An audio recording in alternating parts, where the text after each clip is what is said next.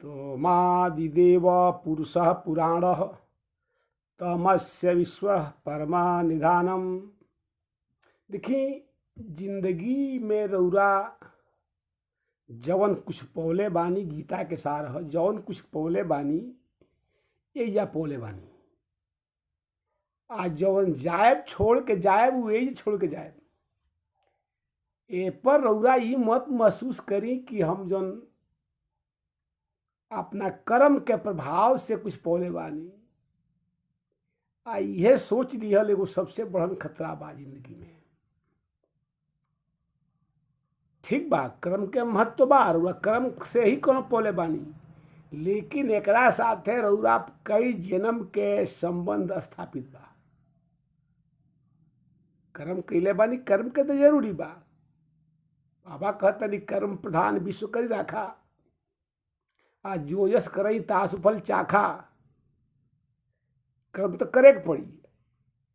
अब ओमे रउरा अपना सुकर्म में अगर बानी तो राउर जौन बा एक जन्म नाही, 84 लाख जोन रउरा एगो मनुष्य के जोन में के पुण्य के प्रभाव से रउरा जौन बा तौन सुख शांति मिली।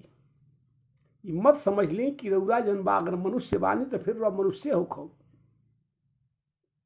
ये हवा में मत रही रउरा। रउरा ये सुंदर शरीर पौले बानी, एमे कहीं ना कहीं से हमरा भगवान की कुछ विशेष कृपा बा कि रउरा मानव शरीर पौले बानी। अब मानव शरीर के बाद भी भगवान के भजन के प्रभाव से रउरा सुख मिली। रउरा ये समझत होई कि बड़ी सुंदर शरीर बात एकरा से बड़ा अच्छा लाभ मिली, लेकिन कबो कबो यह सुंदरता जन बा इस शरीर के निर्बलता के कारण होला, कमजोर कर देला। ए पर रउरा अभिमान मत करी। रउरा बल पौले बानी तो बल पर रउरा अभिमान मत करी। बल जौन बा रउरा मिलल बा, ई बल रउरा के देहले बा। ई खाली ये से नहीं देहले कि रउरा के अभिमान करे। अभिमान करब तो रउरा बल भी वाला से चल जाई। रउरा अगर धन के अभिमान बा तो वो धनो ना रही। रउरा के भगवान अपार धन दे दे और ज्यादा धन दे दे, लेकिन रउरा के भगवान का करो। जैसे रउरे बताई, अगर जे अल्सर के रोगी होखे, कि भगवान न करो से केहू के अल्सर होखे, अगर केहू के अल्सर हो जा का उ जीवन में एको अन्न खाई का? जब अगर अन्न खा लहलस तो ओकरा अपार दर्द हो जाई। रउरे बताई, केहू के असाध्य रोग हो जा, वो असाध्य रोग जेकर कोनो इलाज नहीं खे, रउरा बताई का ओकरा ओसे सुख मिली?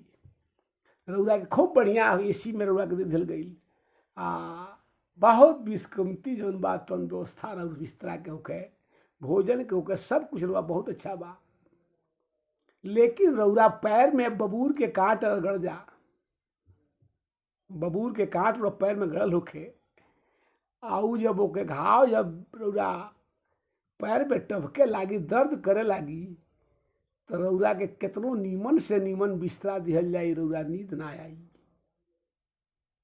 नींद रउरा ना आई। आ नीमन से नीमन भोजन दिहल जाई, लेकिन अब ओकरा बताई रउरा अगर दांत में दर्द बा तो भोजन के स्वाद ना आई। सबसे बढ़न कोरवा का। अच्छा ये बताई, अगर रउरा पूर्ण रूप से स्वस्थ बानी, जैसे हमने वो बाबा धाम गईला में महसूस कैले बनी जा, जब बाबा धाम रो जाए तो अब तक खैर सवारी से लो जाता, जब पैदल जब लो 40 किलोमीटर जब जाई, जब पैदल जब जाई तो दिन भर के जब थकल रही चलत चलत घाम से, यहाँ पैर में दर्द रही, एकरा बाद रउरा लगे भोजन जौने भी सामग्री हुई कच्ची पक्की जो रउरा प्रसाद पा ले, तो प्रसाद पौला के बाद रउरा जो है सूत जाए, वो बेरा पॉलिथीन बिछा के पॉलिथीन बिछा के रउरा सूत जाए, और रउरा देही पर जहाँ तहाँ बुनियो पड़त रही, फुहारो पड़त रही, एकरा बाद रउरा ऊ नींद आई जौना नींद के जौन बात रउरा गणना ना कर सकिले। वो नींद के रउरा दवा खैला के बाद भी ऊ नींद ना आई जौन नींद बाबा धाम में गई जाए के बेर पैदल चल के आदमी शरीर जौन बा थकल मादल बा एकरा बाद उजा नींद आ जाला। इरवा नींद रउरा बस के नहीं खे। ई नींद के देला ऊपर वाला भगवान दिले। ई रउरा बस के नहीं खे। रउरा चाह के भी नींद ना आई। आ रउरा ये बात के रउरा तनको ख्याल ना कैले। देखी एकरा के बार बार सारा पुराण रउरा के यही के शिक्षा देता कि रउरा अभिमान के परित्याग करी। अभिमान के परित्याग करी। केहू के बड़ मत कही, केहू के छोट मत करी, केहू के दोष देखे वाला हम चाहे रउरा दोष देखे वाला कौन है। हमने का ना दोष देखे के बा ना गुण देखे के बा। गोस्वामी जी लिखत बानी को बड़ छोट कहत अपराधु, यानी केहू के बड़ करता तो ओकरा अभिमान आ जाई, इहो दोष हो गई। आ केहू के छोट कह दियल गई तो ओकरा जन बात दुख हुई, तो इहो जन बात कारण रब नु। ऐसे हमने के जिंदगी जन मिलल बा ई भगवान के कृपा बा। एकरा बाद भगवान आपन भक्ति रुआ के देव तब्बे रुआ भक्ति मिली। ई मत समझ जाई कि रुआ जाल चल जाए तो रुआ मंदिर में जाके रुआ जल चढ़ा ले। ई मत समझ ली कि भगवान रुआ के आपन भक्ति दे दे रुआ खूब आराम से भगवान के भजन करब। एहू पर रुआ ई पर विश्वास मत करी। रुआ मंदिर में जाए तबो रुआ भगवान के भजन करे के मौका ना मिली। भगवान ऐसन कुल उलझन लगा दे जौना उलझन में रुआ ओझा पड़ जाए। गोस्वामी जी लिखतानी कि एगो संत रहले तो संत कहले कि बाबा अरे चल के भगवान के कम से कम कथा तो सुनो। रोज सत्संग होता एक दिन कम से कम कथा तो चलो सुन लो भाई, कथा सुन लेवे के चाहिए। जब कथा के बात आई तो कहले ठीक बा चलो। लेकिन जब वो तैयार होकर जब चले लगले तो रास्ता में उनके भैंस तुरा के चल गई। बेचारू भैंस के बहाने चल गई। फिर आके जब कहले कि अच्छा चलता नहीं, जब चलले तो पता लागल खबर आयल कि केहू रिश्तेदार बीमार बा। तो भइल सत्संग नु कथा सुन रुआ गई नु रुआ नहीं जा सकत। अगर रुआ भगवान के दरबार में जाता नहीं, भगवान के अगर पैर छुए के भगवान के संत के दर्शन तबे हो सकेला जब भगवान चाहे। अगर भगवान ना चाहे तो रुआ प्रयास करते रह जाए, रुआ नहीं में जा सको। चाह के भी बाबा गोस्वामी तुलसीदास लिखतानी बोलतानी कि एक बेर के बात हो, एक संत जन बा कहले कि ना आज केहू नो बात हुई तो कहो हम भगवान के कथा में जाए। प्रतिज्ञा कले हम जैबे करब। तमाम जब चले लगले तो बारिश आवे लागल तो कहले नहीं बारिश नहीं बा कुछ हुई तो कहो अब हम जैबे करब। छाता लगौले चल दले। आधा रास्ता में अले तो केहू कॉल करे सुस्ताल न मर्द कहाँ बेचैन बढ़ जाए खतरा। चूंकि काम जन बा रास्ता और भटकाई। कहले भाई ठीक बा अब हम आज कथा में जाता नहीं, हम नहीं जा सको बतियाब ना। आगे गईले तो फिर क्यों घटा गई काम। कहलस अरे बहुत बेचैन बड़ा के खास रिश्तेदार बन के आके कहलस कि भाई चलो तरे कि हम जात रहनी हो। अब 10 मिनट बैठ के रास्ता रोक दलस। आप बतरिए मरी बतियावत भर में समय बीत गई। आई बेचारू जनले ना घरे आ गईले। फिर घरे अले तो फिर कहले कि देखो ना कथा में जन बात वही दिन ना गईनी, आजो हम ना जा पौनी, लेकिन चलो काल जरूर जाए। काल प्रतिज्ञा कर एकदम जैबे करब। तो जिद कैले तो चल धले। तमाम बाधा आयल, सारा बाधा छोड़ जब चल गईले कथा के जन बा पंडाल में बैठ गईले। महाराज जी कथा बोले लगनी। जब कथा बोले लगनी तो इनका नींद आ गई। कथा जब होखे लागल तो नींद आ गई। आ नींद आ गईला के बाद बेचारू सुत गईले। आ तबले सुत रहले जले कथा खत्म ना हो गई। जब कथा खत्म हो गई तब भाई आरती के बेर जब सबे खड़ा भइल, यो खड़ा हो गईले, जाग गईले, प्रसादी मटाइल, आ घरे अइले। पूछल लोग कि हो करल कथा में तो हो कल तो नहीं हो तो का भइल, का कथा सुन लो हो। छोट छोट लड़का आज तक बात अलगे बा, छोट छोट लड़का यही सन आ सब कहिए सर कि बाबा कथा कहो या कथा कहो। आई लो जनबा जिसे माता लो लोरी सीख सुनाई आ लड़का के लोरी सुना के आ लड़कन के सुता दी। जब लड़का सुते कर बाल हट, जब लड़का सुते जइए सन तो कहिए सन तनी कथा एगो ना कहो। देखी जितना कथा बानू हमनी के पुराणन में जन बातन 18 गो पुराण बा। 18 पुराण में खाली कथे हो। रउरा ई समझता नहीं कि हम कौन नया कथा कहतानी, तो रुआ नया कथा नहीं कहत। जौन रउरा कथा कह जातानी वो कहीं ना कहीं पुराण में बा, चाहे वो दैत्य के कहीं, चाहे कहीं देव के कहीं, लेकिन वो कहीं ना कहीं पुराण में बा। रउरा कोनो गीत गावतानी, रउरा ई सोचतानी कि हम कौन नया राग में गौनी हो, लेकिन कोनो नया राग ना हो। उ सब राग पहले से लोग आके कंप्लीट कैले बा, लेकिन राउर भावना जन बा इतना प्रबल हो जाता तो देखी रउरा जाके भी कथा ना सुन सकीले। रउरा चलते चलते थक जाए, पहुंच ना सकीले। रउरा बोलते बोलते थक जाए, रउरा आपन बात कह ना सकीले। आ सुतले सुतले रउरा जन बा शरीर के त्याग देव, लेकिन रउरा निद्रा ना आई। सब कुछ रउरा लगे रह के भी रउरा एकदम अभागा जीव खनिया रह जाए। का तले जबले रउरा संत के स्पर्श ना हुई, सत्संग ना हुई। अभी मत बुझली कि सत्संग में हम अगर कुछ बोलता नहीं तो ये सत्संग ना। सत्संग के मतलब होला संचा लोग के संग।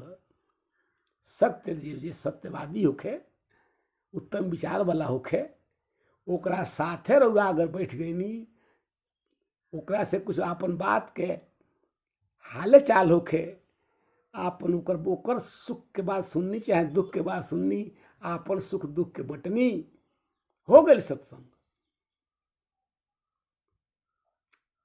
भजन के बात रुआ कहतानी तो भजन के बात रुआ अपन आदत के सुधार लहनी, वो भजन हो। बाणी के विराम दे दहनी, केहू के अपवित्र शब्द के प्रयोग ना कईनी, वो भजन हो। ये सब भजन हो। कथा सुने खतरा तो गोस्वामी जी कहने की प्रसंग कले भाई तो गोस्वामी जी थोड़े लिख ले बानी। कथा में भगवान बुलाए तबे जाइल जाई, आ गईला के बाद कथा सुने के नाम मिली। प्रसंग तो गोस्वामी लिख ले बानी, सत्य लिख ले बानी। कहले बानी का जो करी कष्ट जाई पुनि कोई। अगर वह जिद में आके बड़ी दुख सही के चल भी गई नहीं, जो करी कष्ट जाई कर कोई पुंजोई, तो जात ही नींद जुड़ाई हुई। गईला के बाद नींद आ जाई। जो करी कष्ट जाई पुनि कोई, तो जात ही नींद जुड़ाई हुई। ओकरा अंगी लाग जाई। कथा खूब बढ़िया भइल, लेकिन ओकरा नींद आ जाई। आ नींद आ जाई तब का, अब नींद में थोड़े सुनी। जब नींद आ जाई तो ना सुनी। लेकिन वह लौट के जब घरे आए तो लोग पूछी बड़ा बढ़िया कथा सुन ले हो। कहले कुछ नहीं की सुन ले, सिर झुका ले नीचे। ओ जो बहोरी कोई पूछन आवा तो सर निंदा करी, ताहि बुझावा, मुंह से बोली ना निकली। और सिर झुका ले कि ओह इतना दूर गईबो कहीं हो, लेकिन गईला के लाभ हमरा का मिलल तो कुछ ना। खाली गईल बानी आइल बानी। ऐसे ही जिंदगी में जनबा हर हालत में रौरा भगवान के भजन के अपनाई। जब रउआ सीढ़ी पर चढ़े लागब तब नु रउआ छत पर चढ़ब। ऊपर चढ़े के तरह रउआ सीढ़ी चाही। एकाएक रउआ चाही कि हम ऊपर जन बा डायरेक्ट एके बेर ऊपर चढ़ जाई तो ऊपर नहीं चढ़ सकत। एके चढ़े खतरा एगो सीरियल बा, वो सीरियले से रउआ जा सकीले। ये नवधा भक्ति में भगवान कहले बानी कि हे माता, हे सवरी, देखो प्रथम भगति संतन कर संघा। देखी पहला भक्ति करे खतरा रुआ संत के संगत करे के पड़ी। ये मत समझी और वही बुझत हो कि संत के संगत की करे जाई। हई संत लो बालोग आई लो अटंडम तरीके के वेशभूषा बा। ये लोग के साथे हमरा बैठक के बैठी तो अगर ये लोग साथे रुआ ना बैठब तो रउरा कबो जन बा भगवान के भजन हो ही ना सकेला। भक्ति होबे ना करी। भक्ति खतरा करे के बार हुआ तो पहला जान ली। जौनिंगा लड़का स्कूले में जाला तो पहला दिन पढ़े खतरा जाई तो ओकरा कौनो सर्टिफिकेट गज बा कौनो सर्टिफिकेट गरज। लड़का जब नाव लिखे स्कूले में जाला तो ओकरा खतरा मास्टर कौनो सर्टिफिकेट मांगेला ना मांगेला। पूछे लगी इनके नाव का हो, इनके बाप के का नाव हो, गांव कौन हो, ये न पूछी जिला कौन हो। एकरा अलावा उकी ना कही कौन ले आओ प्रमाण पत्र ले आओ कि कौ लेके पढ़ले बड़े। लेकिन जब 2 में नाव लिखे के हुई तो मास्टर पूछी कि बोलो पढ़ाई याद बा, गिनती याद बा, वर्णमाला याद बा। पूछी एकरा बाद सर्टिफिकेट मांगी कोई एक में तू कहाँ पढ़ लो। तो हिम गोस्वामी तुलसीदास जी के रामचरितमानस में भगवान स्वयं कहले बानी कि प्रथम भगति संतन कर संगा आ दूसर रति मम कथा प्रसंगा। भगवान कहले बानी कि अगर दूसरा भक्ति में जाए होके 9 गो भक्ति है बा तो 2 गो दूसरा भक्ति में जब जाए के पड़ी, दूसरा क्लास में पढ़े के पड़ी तो 2 में गईला के बाद देतानी कि भगवान के कथा से प्रेम करे के पड़ी। दूसर भगति मम कथा प्रसंगा, यानी दूसरा भक्ति ऊ हो कि ओइमे जन बार सबसे बांड बा कि कथा सुने के पड़ी, कथा सुने के पड़ी आ उसे प्रेम करे के पड़ी। अब कथा सुनियो लानी कनी चल कथा सुन ले, लेकिन प्रेम ना भइल तो रउरा दूसरा में फेल हो जाए, फिर रउरा जन बात तो एके में आ जाए। देखी जिंदगी जन रुआ भगवान धले बानी, बड़ी सुंदर रुआ के शरीर धले बानी। आप भगवान आप अब बताई ना रउरा के कई जन्म के बाद सोचे के मौका खाली मिलल बा केकरा, तब मनुष्य के मिलल बा। अब हाथी थोड़े सोची कि पूर्व जन्म में हम का रहनी आ अगला जन्म में हमार का हुई, एक सोची। अच्छा मानव जाति जौन बा, अब बताई 2 गो हाथ मनुष्य के भी बा, 2 गो पैर मनुष्यों के बा, आ 2 गो पैर बंदर के बाद 2 गो हाथ, यानी मनुष्य में आ बंदर में कोनो अंतर नहीं है बा, कोनो अंतर। यहाँ तक ले कि बानर के एगो पूंछ लम्हर बा, आदमी के लेके पूंछ नहीं है, इतने के अंतर बा। मनुष्य से बंदर के एगो पूंछ लम्हर बा, अन्यथा मनुष्य में बंदर के एक अंग में कोनो अंतर नहीं है। लेकिन देखी मनुष्य जाति जन बा कितना जन बा तो आनंद मग्न बा, खूब बढ़िया अपना रहे खतरा मकान बनौले बा, दुकान बनौले बा, दूसरा के भलाई बुराई सोचता। लेकिन बंदर नहीं सोचत, बंदर ना सोची भले मनुष्य से एगो अंग ओकर अधिका बा, लेकिन एकरा बादो ओकरा सोचे के शक्ति नहीं खे। काहे कि ऊ बड़भागी नहीं खे, ऊ जन बा मन बड़भागी मनुष्य बा। कि रौरा जनबा भगवान जन विवेक रोक दिले बानी, ई विवेक भगवान जनबा स्वयं अपना खत रखले बानी, लेकिन मनुष्य जनबा भजन के प्रभाव से भगवान के ये भाग के ले लले बा। आ जौना के वजह से देखी नारद जी मनुष्य के रूप में, लेकिन देवता कल्याण करता नहीं। यही से कहल गई बा, बड़े भाग मानुष तन पावा, यानी सौभाग्यशाली ऊ बा जे मनुष्य के शरीर पौले बा। लेकिन ये दुर्लभ बा, एकरा खतरा देवता लोग के भी दुर्लभ बा। मनुष्य शरीर देवता लोग के नहीं मिल सको। कब मिलेला कि जब लोग संत लोग के श्राप दे देला। भगवान के जब लोग श्राप दे दी तो श्राप के फल भोगे खतरा भगवान मनुष्य के जोर में आई लिए। अब बड़भागी कैसे बा, यही प्रसंग के हनुमान जी से राम जी से जब वार्ता होता, राम जी कहनी हनुमान जी हम जाता नहीं साकेत। हनुमान जी कहनी सरकार वह साकेत जाता नहीं तो हम कहले हम चलो।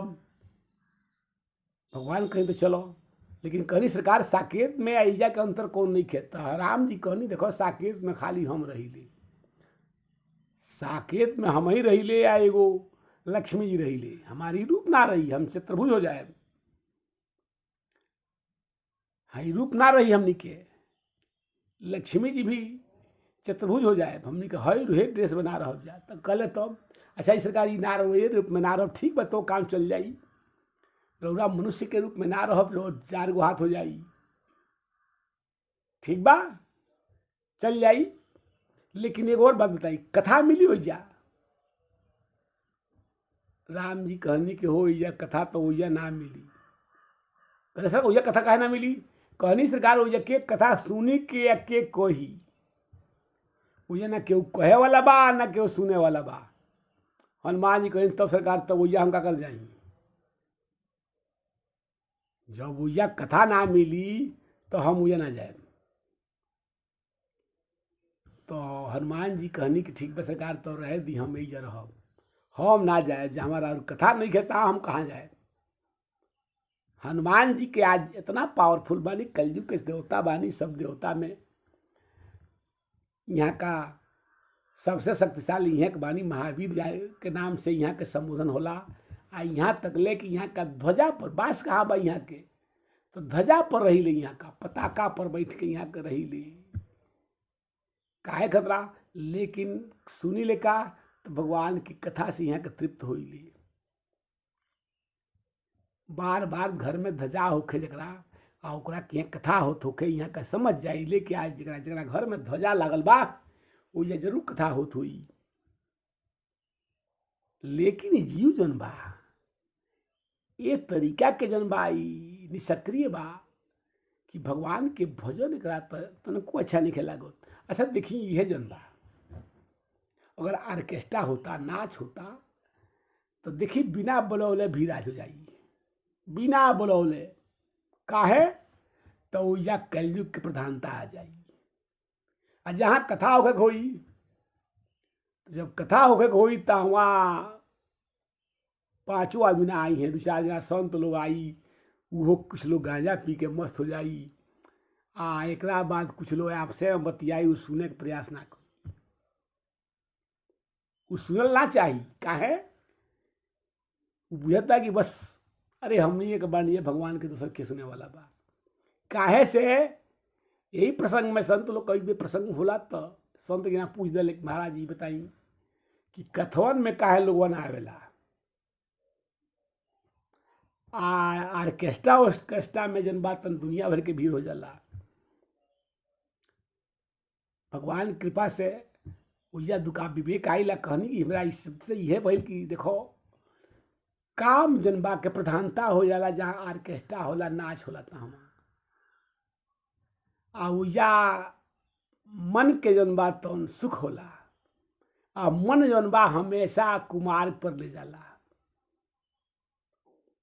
कुमार्ग पर मनवा हमेशा कुमार्ग पर ले जाई। आत्मा जौन बा हमेशा सुमार्ग पर ले जाई। आत्मा जौन बा कथा में ले जाई।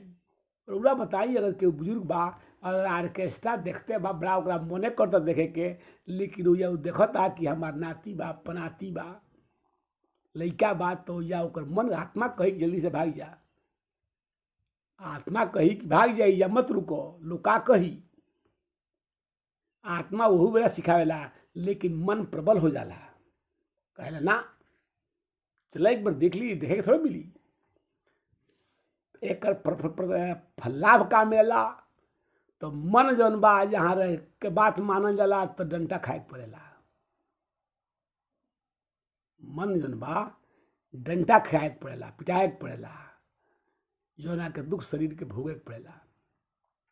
आत्मा जौन मानी, अब देखी शुगर के भई लोग तो मन कही के चले मिठाई खा लेता नहीं, लेकिन आत्मा कही कि ना मत खा, जरा से खैला के बाद शुगर लेवल बढ़ जाई तो दवा खाए के पड़ी, दुख हुई। यह परिवेश जीव के मन के बा।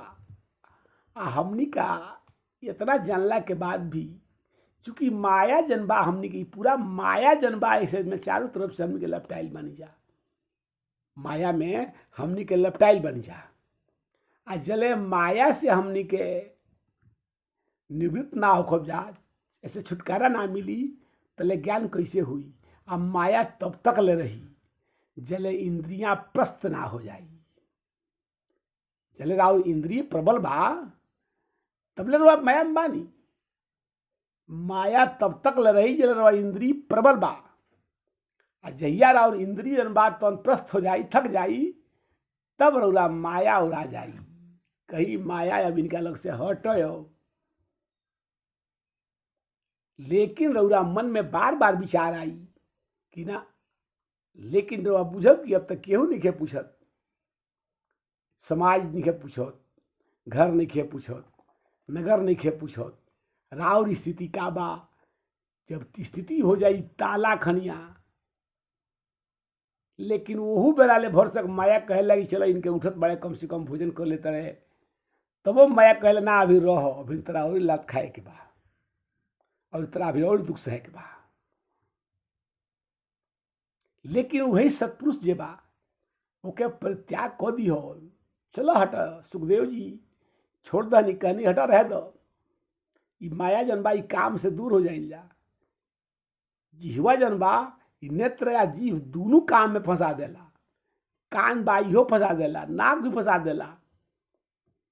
कान से जनबा बड़ा मधुर बात मिलल, बड़ा आनंदमय हो गईली।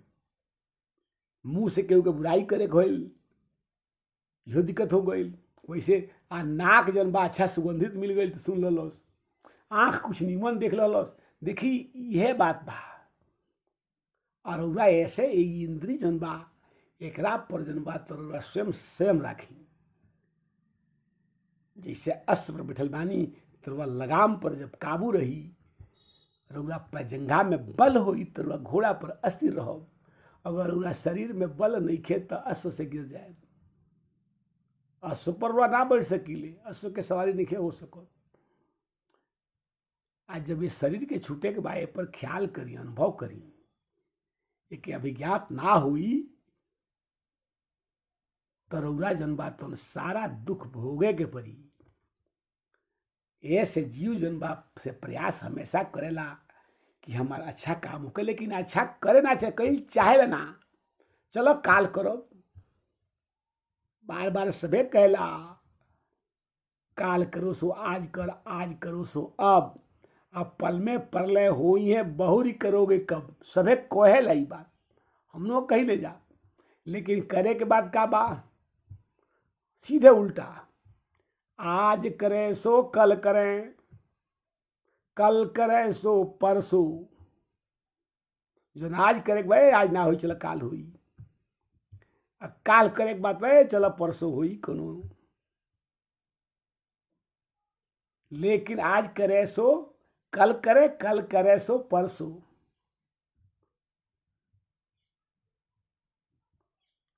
ये भाव में हमनी के इस संसार में जियत जाए। चला बहुत दिन बाद बहुत दिन कथा सुन ले जा, अब तो परिवेश ये हो गई बा कि अगर छोट लड़का अगर पढ़े जाता कथा सुन लेता तो ओके महतारी बाप कही का कि बुढ़ा गई बड़ई, अरे किताब पढ़े के चाहिए, कोर्स की किताब पढ़े के चाहिए, चाहे वो कोर्स में कामिक से काहे ना पढ़े, उपन्यास से काहे ना पढ़े,